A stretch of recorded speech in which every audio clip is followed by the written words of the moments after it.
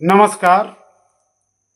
जय science and education में आपका स्वागत करते हुए राष्ट्रीय स्वास्थ्य समस्या के विषय में अध्ययन कर रहे हैं।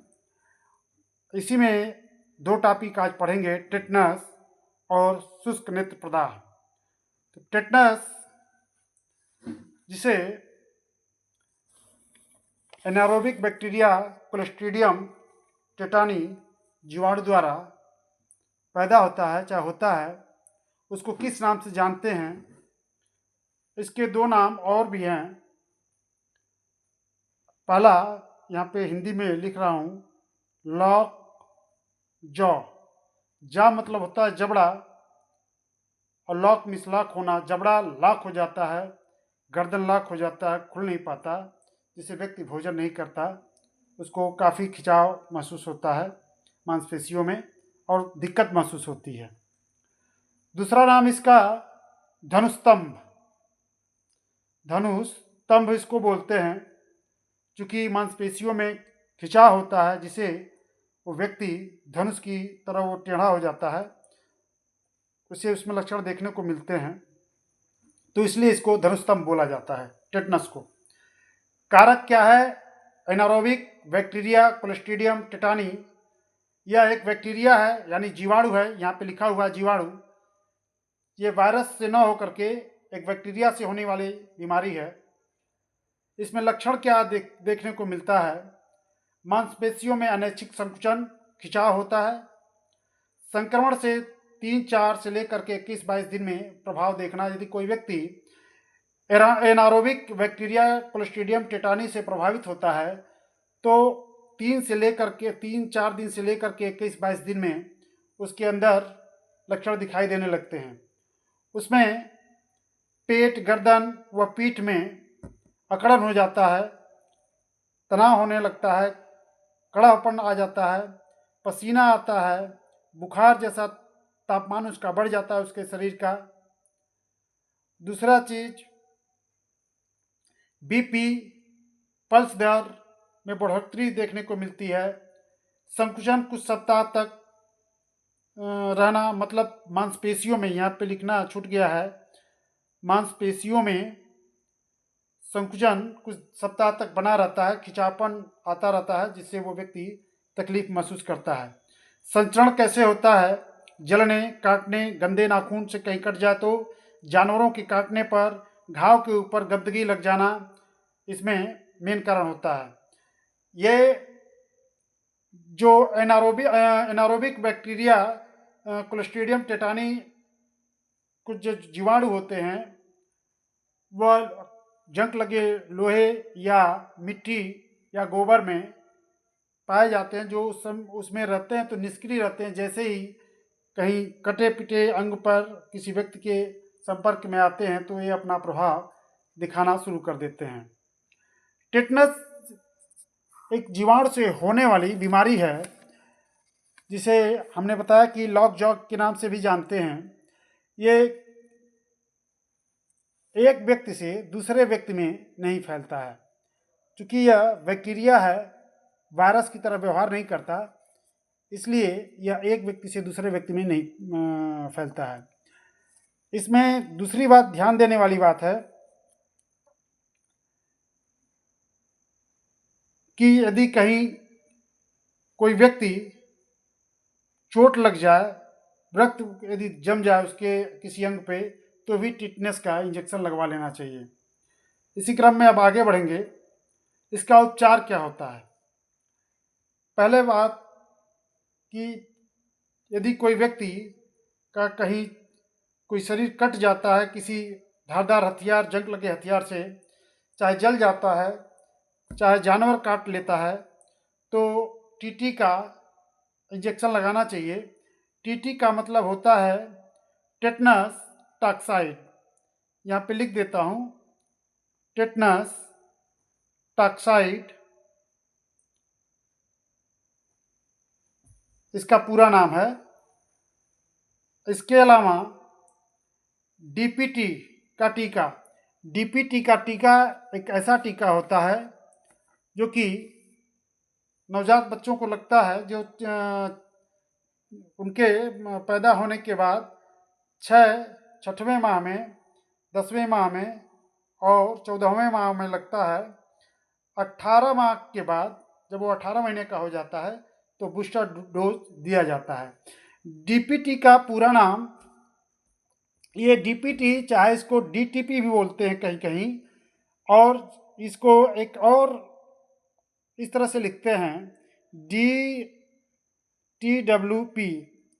कहीं कहीं आप बुक में देख लीजिएगा, ऐसे लिखा हुआ मिलता है। तो इसका मेन जो मतलब होता है, डी का मतलब डिप्थीरिया, पी का मतलब पर्टूसिस,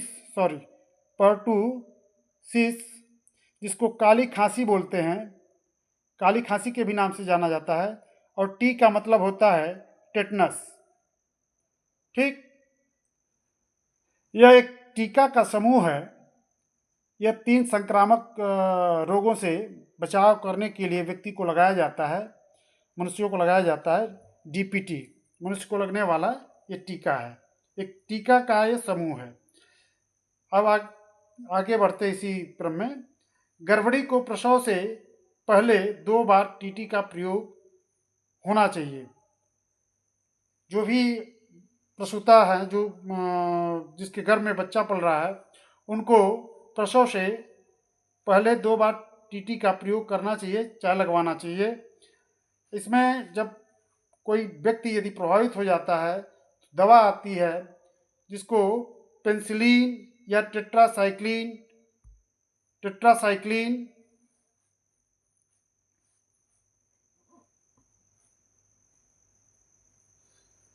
वह कुछ होम्योपैथिक में दवा आती है जिसे नेट्रस सेलिसिलिकम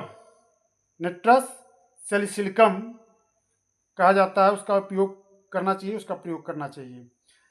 कुछ विटामिन या मिनरल्स की कमी से भी ज़्यादा संभावना बढ़ जाती है कि उस व्यक्ति को टेटनस हो जाए। इसलिए विटामिन डी जो सनलाइट से हमको एक नेचुरली मिलता है, फिर विटामिन B12 व मैग्नीशियम की कमी होने से टिटनस की संभावना बढ़ जाती है। इसलिए हर व्यक्ति को चाहिए कि उसके शरीर में विटामिन डी, B12 और मैग्नीशियम की कमी न हो। इसकी कमी से उसका इम्यून सिस्टम घट जाएगा, जिससे एनारोबिक बैक्टीरिया क्लोस्ट्रीडियम टेटानी का जीवाणु उसको प्रभावित कर सकता है। ठीक, अब इसी क्रम में आगे बढ़ते हुए शुष्क नेत्र प्रदाह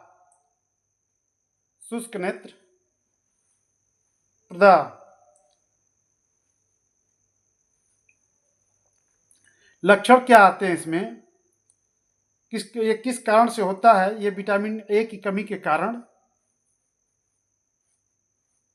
माफी चाहूंगा, आप लोगों को वीडियो देख नहीं पाया।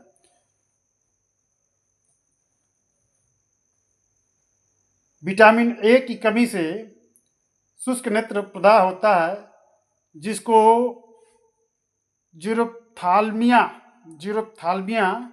के नाम से जाना जाता है। विटामिन ए की कमी से होने वाली बीमारी को शुष्क नेत्र प्रदाह या जीरोप्थाल्मिया या रतौंधी भी बोला जाता है इसको, रतौंधी। और भी इसके नाम हैं नाइट ब्लाइंडनेस,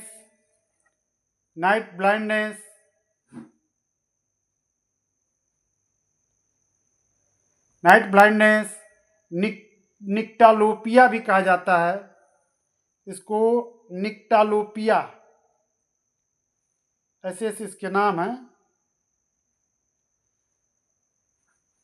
अब इसमें क्या लक्षण देखने को मिलता है? निक्टालोपिया, रतौंधी चाहे शुष्क नेत्र प्रदाह में, ये रात में दृष्टि का खराब होना, उसको रात में दिखाई नहीं देता है। विटामिन ए की कमी से आश्रु वाहिनी, जिससे आंसू निकलता है, आंख में आंसू जो पानी आता है, वो वाहिनी, वो नली, और आंख का शुष्क होना, वो सूख जाती है। तो आंख में ऐसे ही नमी कमी हो जाती है, जिससे ये दिक्कत विटामिन ए की कमी के कारण ही होता है। कम प्रकाश में रोडाप्सिन का निर्माण न होना, यदि अंधेरा हो जाएगा तो रोडाप्सिन का निर्माण न होने के कारण कोई वस्तु दिखाई नहीं देता है। रोडॉप्सिन इसे एक दृश्यवैगनी, बुक में देख लीजिएगा कहीं लिखा होगा, दृश्यवैगनी नाम से भी इसको पुकारा जाता है, बोला जाता है। ये रेडॉप्सिन एक संवेदी प्रोटीन है, संवेदी प्रोटीन है जो वर्णक युक्त होता है। यह प्रकाश को विद्युत संकेत में परिवर्तित करता है। यहाँ पे लिखा नहीं गया है लेकिन मैं बता दे रहा हूँ, ये प्रकाश को एक इलेक्ट्रिक इंडिकेटर के रूप में प्रयोग कन्वर्ट करता है, जिससे हम हमारे मस्तिष्क को ये पता चलता है कि क्या हम लोग देख रहे हैं। दूसरी चीज,